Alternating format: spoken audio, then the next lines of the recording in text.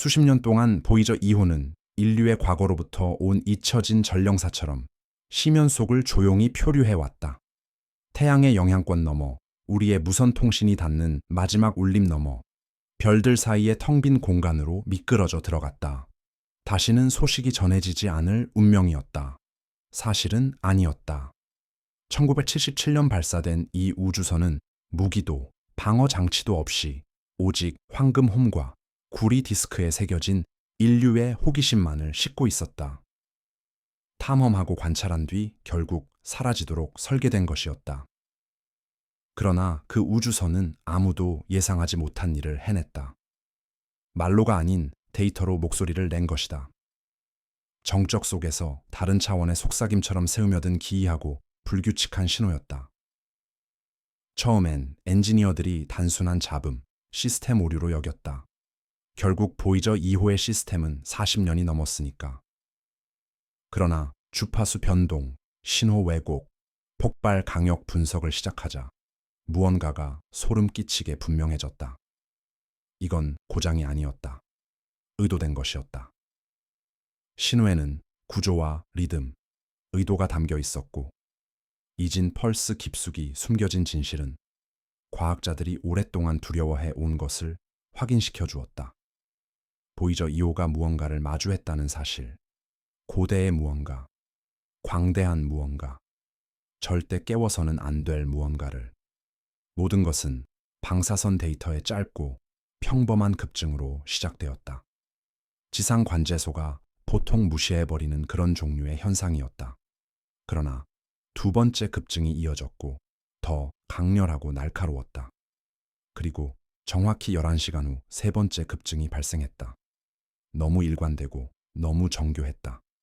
이 폭발들은 자연적이지 않았으며 알려진 어떤 우주주기도 따르지 않았다. 팀이 보이저 2호의 저이득 안테나에서 전체 데이터 스트림을 추출했을 때 압축 이상 현상을 발견했다. 특정 주파수 대역이 정상 수준을 훨씬 넘어 증폭된 것이다. 파형은 마치 누군가 코드를 삽입한 듯 빽빽하게 반복되는 루프를 보였다. 패턴 해독에는 몇 주가 걸렸다. 그리고 데이터를 스펙트로그램으로 매핑하자 하나의 이미지가 모습을 드러내기 시작했다.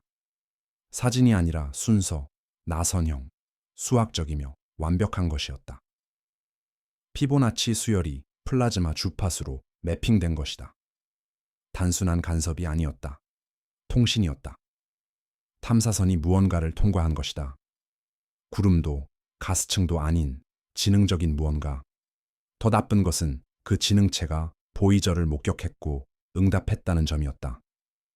보이저 2호가 지능적 현상과 접촉했다는 생각은 천문학계에 충격파를 일으켰다. 하지만 가장 불안한 부분은 그게 아니었다. 기내 시스템을 재분석하던 중 엔지니어들은 탐사선의 내부 하위 시스템 일부가 명령 없이 활성화된 사실을 발견했다. 수년간 꺼져 있던 기기들, 백업 자기계까지 다시 전원이 들어왔는데 명령을 보낸 적이 없었다. 마치 무언가가 기계의 기억 속에 손을 뻗어 내부에서 스위치를 켠 것처럼 말이다. 더 소름 끼치는 점은 계기들이 무작위로 작동하지 않았다는 것이다. 원래 신호 급증을 일으킨 물체나 장의 정확한 방향으로 집중했다. 마치 탐사선이 자신이 있던 위치를 기억하거나 더 나쁘게는 다른 무엇인가가 탐사선을 통해 기억하는 듯했다. 과학자들은 이것이 외계 기술의 증거인지 논쟁했다. 하지만 기계 학습을 연구하는 이들은 다른 것을 보았다. 신경 활동과 유사한 패턴을 발견한 것이다. 보이저 2호, 혹은 그것이 마주한 무언가가 뇌처럼 행동하기 시작한 걸까?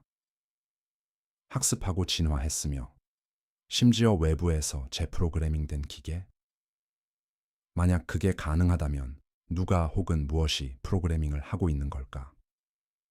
탐사선이 성간 공간으로 더 깊이 표류할수록 전송은 불규칙해졌지만 결코 무작위적이지 않았다. 각 데이터 폭발, 각 변조된 신호는 단순히 공간적 좌표가 아닌 마치 그 펄스가 시스템의 시간 이해를 제작성한 듯했다. 무언가 혹은 누군가가 인과관계를 왜곡할 수 있는 시간적 지시를 전송에 심어놓은 것이었다. 기계가 영향을 받을 수 있다면 인간의 인식은 어떨까? 우리의 생각은 안전할까? 아니면 우리가 재생 버튼을 누른 순간 이미 카운트다운이 시작된 걸까? 지금까지 모든 관심은 이 심우주 미스터리의 유일한 주인공인 보이저 2회에 집중되어 있었다. 그러나 우주 배경 복사를 분석하던 한 헝가리 천문학자가 탐사선의 신호가 희미하게 복제된 것을 감지했다. 메아리가 아닌 거울상이었다. 그리고 그 신호는 보이저에서 온 것이 아니었다. 태양계를 벗어난 성간 공간에서 알려진 어떤 궤적과도 일치하지 않는 각도로 도착하고 있었다.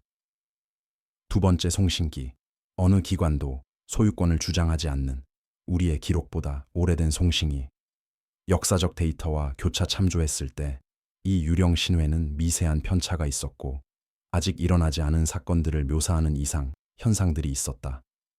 지진, 위성 고장, 대기 교란. 그것은 우리와 다른 타임라인이었다. 또 다른 지구의 버전, 또 다른 사건의 연쇄, 또 다른 보이저. 그러나 이 버전에서 탐사선은 전송을 멈추지 않았다. 고향으로 돌아왔다. 그리고 그것은 혼자가 아니었다. 마침내 태양 근접 관측용으로 설계된 열적외선 망원경이 포착한 이미지가 도착했다.